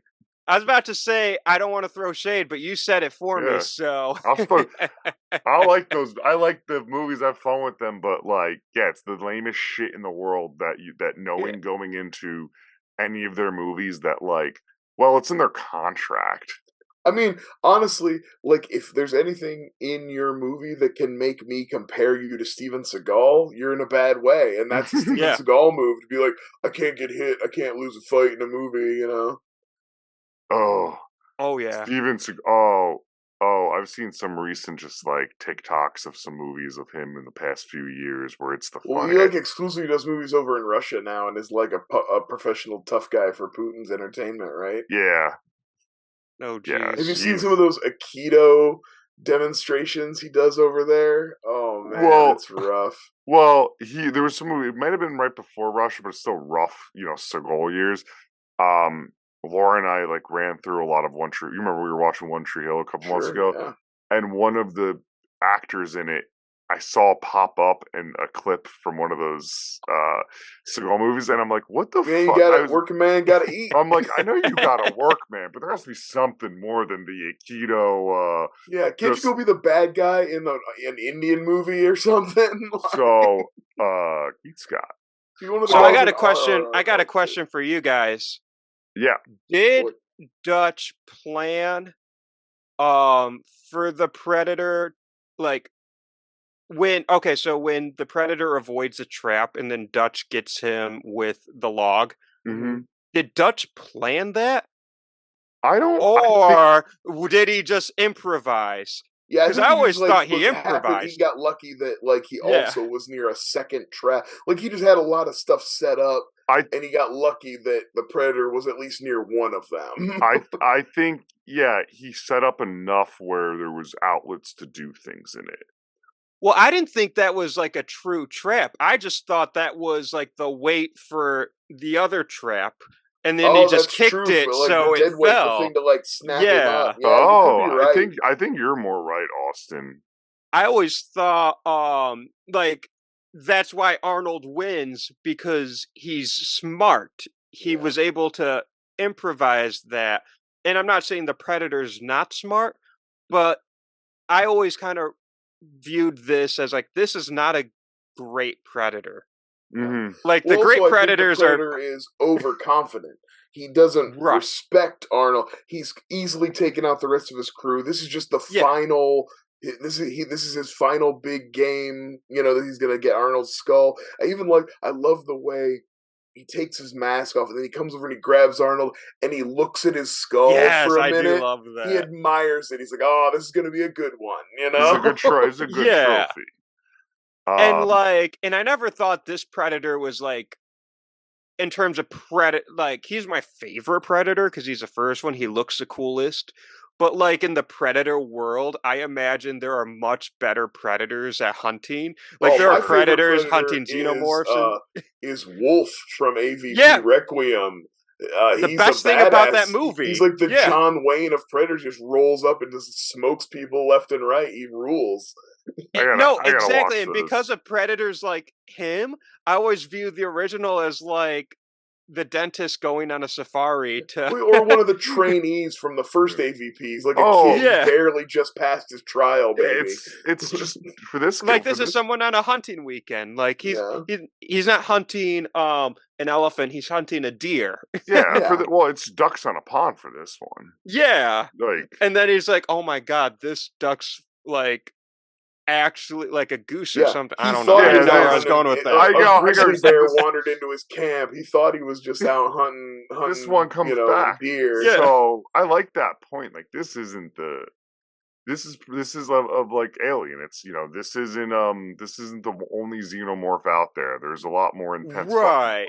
Yeah. That's how I always view. Because I for whatever reason I always see people comparing Predator and Boba Fett. And Boba Fett's my favorite Star Wars character, but it's who would win? It's well, it depends on the Predator. But an average Predator, Boba Fett would win. But Wolf? Probably because they're most... Wolf might win that. You know what I mean? Yeah, Wolf's got the whip. Oh, he's got that whip. Yeah. It's so cool. But it's I want to see the best Predator against Boba Fett, because Boba Fett's the best bounty hunter in the Star Wars galaxy. Mm-hmm. So but if you're comparing it to the original Predator, then I'm well, it's Boba Fett easily, because Boba Fett's the best. This guy is just he's not bad. He's average. He's not the worst Predator, but honestly, who's worse, this guy or the guy in Predator 2 who gets beat by Danny Glover? Dude gets his hand cut off and everything. To be fair, very embarrassing. That I don't want to say too much because I think you still need to watch. I gotta revisit these. But Danny Glover calls him pussy face. Okay, you're right. You're right. He's the weaker one. But here's the thing. Shit happens. All right, yeah. Moving on. A lot of Predator, a lot of debates. But yeah, so and then I just also we got the reveal, he's in there and he just starts fucking cackling. It's just human laughter and cackling. It's Sonny's laugh. It's Billy's laugh. Yeah, Billy's laugh. Billy's laugh. That was a really good impression. The nuances were there. That was on. I like that. That was good. I've seen it a lot of times. I've worked on it. It's crafted it.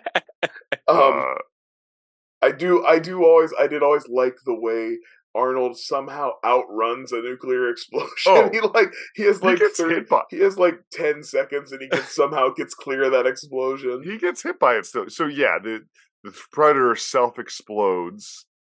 It's like, I'm going to die anyway. Let me, for the most part, blow up and hit the Predator. I love the Predator because the Predator's got this code of honor where he'll only kill if you're armed. Yeah. But then the minute he's going to lose, he just blows everybody up. Like, it's just like a real baby about it. Yes, Well, I wrote a letterbox review one time when I was watching this movie. I'm like, my man's really lost a fight and nuked the entire Amazon. Yeah. Just blows it up. And the chopper gets Arnold, and they're out of the way. I do love the desperate look on Arnold's face as they're flying him out all covered. He's all... Yeah. He's done. Yeah. Staring off into the middle distance, look very somber. And I also do like to think, that is why, I know there's real reasons why, but, Duke never comes really back. I had my done. I'm not fighting Predators anymore. He's got PTSD somewhere. He's fucked up. Yeah, because I was so curious. I was like, just because of Arnold and the history, I'm like, I don't know. He comes back and does shit, but I think what I read was they offered him to write him into 2 and things like that, and he was just like, it's not good enough. Basically, hey, we don't want you to be the star anymore. We can't afford you. Yeah. So, it was classic. They basically wanted to use him to give their project legitimacy, and he's like, no, not good enough or whatever, which is fair. Yeah, I mean, it's one of those times of the poster, because of how big Arnold was, and we kind of spent a lot of time on Arnold, his name is just as big as the fucking name of the movie. I'm actually excited to make the graphic for us, because I want to figure a good way out to do that. It's good. Oh, yeah. Great font. Predator font is a great font. It's out there somewhere. It's one of my favorite. I also wanted to say before I know we're getting to the end of the movie, wrap up, more movies need the credit roll that this movie has, where they do the hero shots for everyone, and they're all like, hey.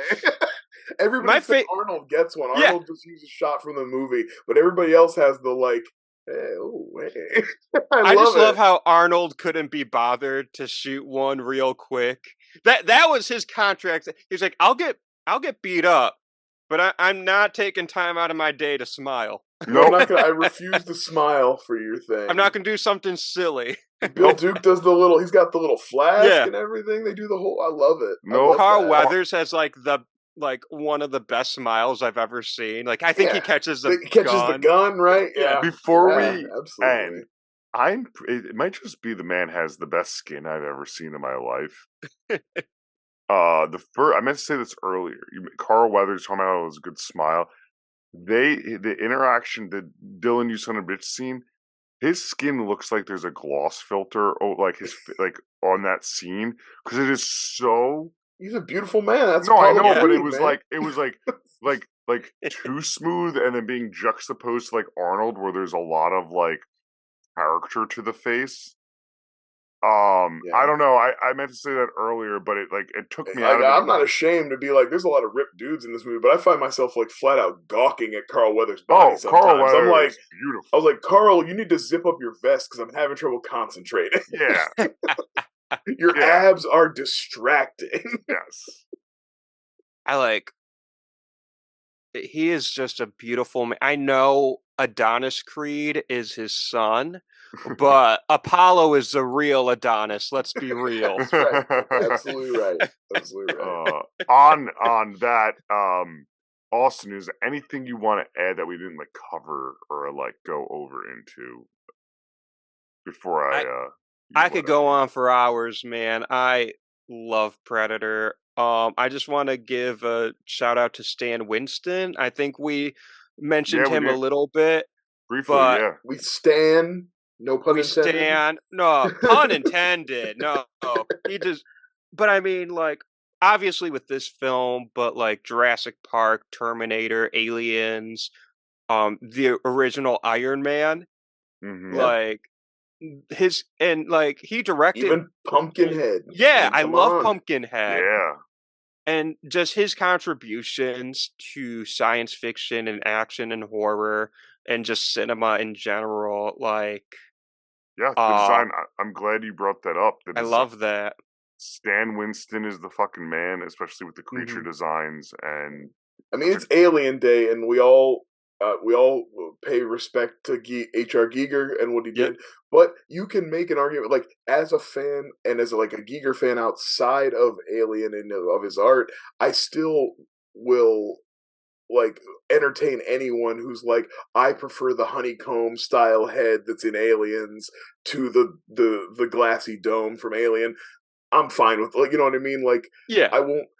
As much as I love Giger, when you got Stan Winston on, and then the fact that they'd also then furthered it by designing the Queen and everything, just two kings, honestly, just coexisting. Two kings, coexisting at the top of their game. The world was big enough for both of them. I think you'll be remiss. I know I'm cheating and bringing up the IMDb of him here. T2, another Terminator, doing the Terminator look and the fucking T12s and shit. So, did you guys know that Stan Winston was designing the Predator on a plane, and he was sharing a plane with James Cameron, and they were just kind of shooting the shit because through working with Aliens and Terminator, Stan Winston and James Cameron were obviously friends, but James Cameron was the one that kind of suggested, I've never seen a creature with mandibles. Yeah. Which is a great addition too. I mean, he nailed it. Absolutely. And the Predator is one of my favorite monster designs. Obviously, he's one of my favorite monsters. Sure. But yeah. Well, that's the thing. Just instantly iconic. Immediately just showed up on the scene and was like, "Oh yeah, that's an incredible design." Why I don't know why this. It's good because so many crappier movies tried to rip it off. Yes. And even the Predator films after it, they don't nail it. They not as well, in my opinion. I think the second one has a great Predator design. But I don't know, some of the Alien versus Predator movie, and then some of the later Predator movies. It's all. When they tried to trying to do the different races of predators and change things up in that way, none of those designs ever really hit with me the way the classic one does. It's all I think horror or anything that has a long franchise and different nextness. I mean, the biggest obvious one is the different faces of Michael Myers. And I don't think any of these guys get as bad as Halloween 5 Michael Myers. No, not even close. For me, with the different designs and not everyone to notice, it's the different Freddy faces in each one. It's always a little different. The makeup gets a little more rubbery, a little less realistic. Two is the gooeyest and kind of scariest looking. Yeah, I agree. Just from a look standpoint, hey, that's a whole different rant. Listen to my. We're talking about a whole new thing now, but that's what Flyover State of Fear is all about. We talk about all things. Everything. Here, man. Austin. Freddy versus Predator. Who would win? Do predators even dream? We don't even know. Are they susceptible? That's true. Do they even dream? If the predators can't dream, I'm going Predator, obviously. Yeah. But if they could dream, I think Freddy is manipulated enough, and from what we know, at least from this Predator, is it's thinking, which means to me it could also be subverted into thinking it's somewhere else, and probably does have some sort of fears and curiosities, because there's not only the emotions aren't binary at all. So right. So I think I like the idea though that Freddy doesn't understand alien dreaming and it's somehow different, and that gives the Predator an level the field. He's playing field a he's little bit. Ha, and shoot the finger, and the Predator's like, yeah, we rip our fingers off all the time. Yeah. Somehow Predator dreaming is more it's like the danger room for X-Men. It's like a training simulator. So and somehow it gets flipped around and Freddy's now trapped in that, and now they're on his terms or whatever. I'm gonna write this fucking movie, guys. All right, let's do it. I love that. The Predator Nightmare is just a Predator in a fucking office building. working at a keyboard. Oh no! His nightmare is like Fight Club style, where he's just sad about his boring life. Did I miss a meeting? Yeah, there's too many emails. Goes home. Cuts to the full-on Predator with the mandibles and the dreadlocks, but he's wearing like a button-up shirt and a tie and like sitting in a cubicle. Goes home to his partner. Is like, oh yeah, no, just another day. All right, no, you're tired. Okay, no, that's fine. Just we can order. Slowly jerking off in the toilet. Dad hating his kids. Work that whole montage of sitting at the desk, eating the same pasta each night. I was like paying bills. You got him like doing the hair where he's got the stack of bills and the little glasses, and he's like, oh. I love this. Yeah, maybe, or then the other end there is a Predator though with like the upstyle montage with this beautiful life where it's like family, the Instagram influencer of Predator. Yeah, it's. And then that's why he's so grumpy at the end of it, because he lost his wife to predator cancer. Oh no! So that's why he's like, "You came to my home." All right, I'm off the deep end. Austin, what, you think predator cancer's too far? I don't know. Seems about right. I talked about beating a kid in this episode, so. Well, we didn't give any kids predator cancer, so I think we're good. Ooh, that's a sentence shy of that. Now that I hear that sentence played back to me, something very different. Child predator cancer? Oh no. Predator, movie, cancer. Hyphen. Comma. No, the movie.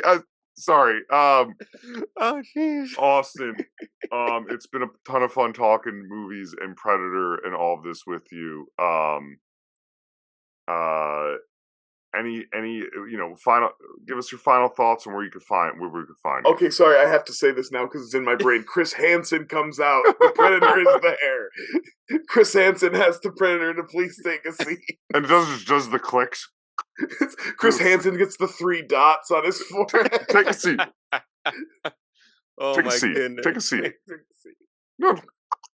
And it translates, it's giving subtitles of I'm here to help her with her homework. I was here to warn you about what your daughter's doing on the internet, sir. Yeah, I came over. Do you see my claws? Oh, gee. All right, we found this pack of Mike's Hard Lemonades in your ship. All right, that is a photo. Is this Predator or is this Freddy Krueger? That is, I would say 20 minutes after this episode ends, check your DMs on Twitter. That's a Photoshop I'm going to make. I don't know how I don't know how to tweet that out without the context of this episode. Yeah, I don't think that's a public. Well, a public share. It's going to be on the internet. This voicing. Austin, please give us where we could find you and any final Predator thoughts while you're signing us off. Alrighty, so you can find me on Twitter at Would You Die Show. You can find me on Instagram at Would You Die Show. Facebook, I believe, is the same thing at Would You Die Show. I'm on TikTok at Would You Die Podcast.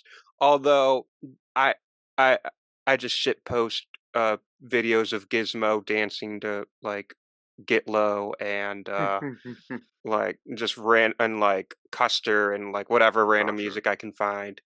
Yeah, Instagram, Twitter, and Facebook, those are the big ones. The Would You Die podcast is on Spotify, Apple Music, Google, Audible, iHeartRadio, basically any podcast server. And yeah, Predator is one of my favorite movies of all time. Yeah.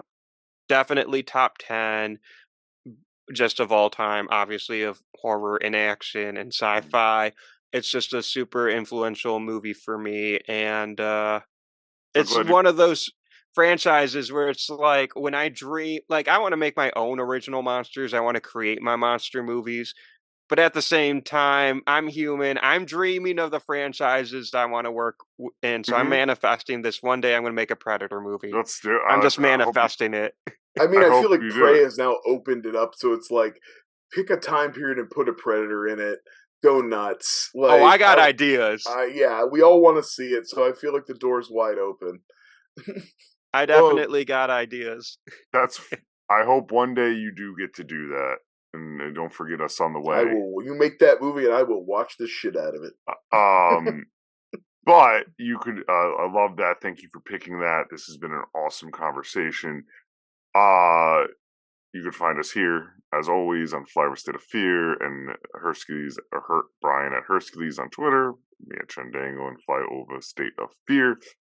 And you're already here. I don't know why I'm still talking. Stay frightful, everyone. Bye. Welcome to Flyover State of Fear.